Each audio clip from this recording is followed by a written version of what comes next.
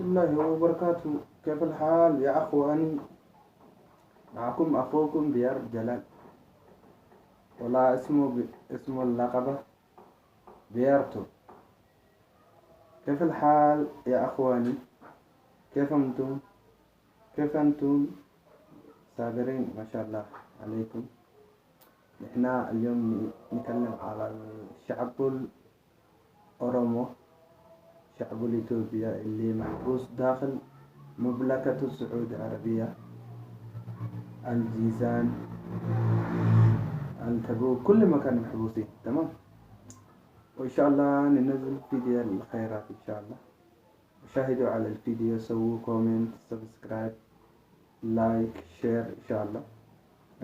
الشعب الإثيوبيين اللي محبوسين داخل السعودية العربية،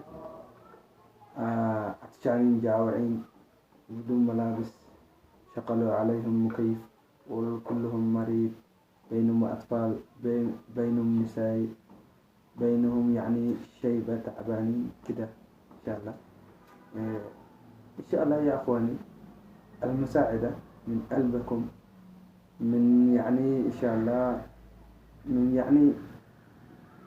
من قلبكم قوي، يعني إيمانكم إن شاء الله كلكم تابعوا على الفيديو هذا، سووا سبسكرايب، لايك، شير، وسووا إن شاء الله علشان تعرفوا عليهم شعب الإثيوبيا اللي محبوسين داخل السعودية العربية، ورئيس الإثيوبيا أبي أحمد ما يشتوهم شعب حقهم. تمام.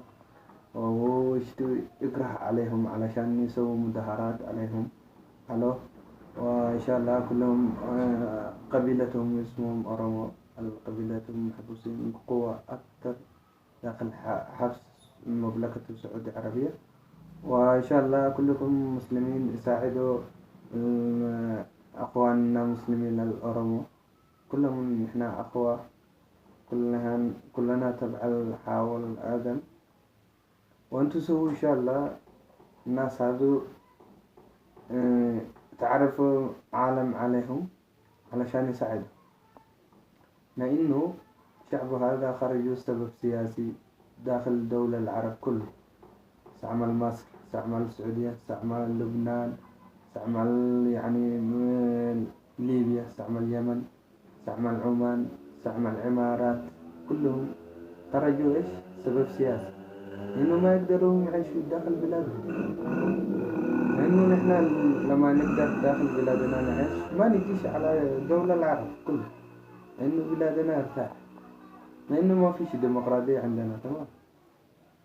ساعدوا كلهم إن شاء الله، ساعدوا أخوانكم اللي اسمهم يعني مساعدة، سووا نحصلوا أجر، تحصلوا ممكن أجر قوي، لأنه ساعدوا واحد مسلم يساعد على المسلم ثاني يحصل أجر، ربي يكتب لك أجر قوي قوي مرة. أنا أقول لكم إن شاء الله أخوكم ديار جلال، كل حاجة تشتوا ساعدوه. نحنا كمان إن شاء الله بندعي لكم إن شاء الله. والسلام عليكم ورحمة الله وبركاته. إن شاء الله ننزل فيديوهات خيرات، سووا لايك، سبسكرايب، شير، كومنت، ديلهم كلهم معنا، شاهدوا كل فيديو أنا بنزل لكم، شاهدوا إن شاء الله. ونحبكم كل أخوان العرب أو أخوان الأفريقيا، والسلام عليكم ورحمة الله وبركاته. مع السلامة.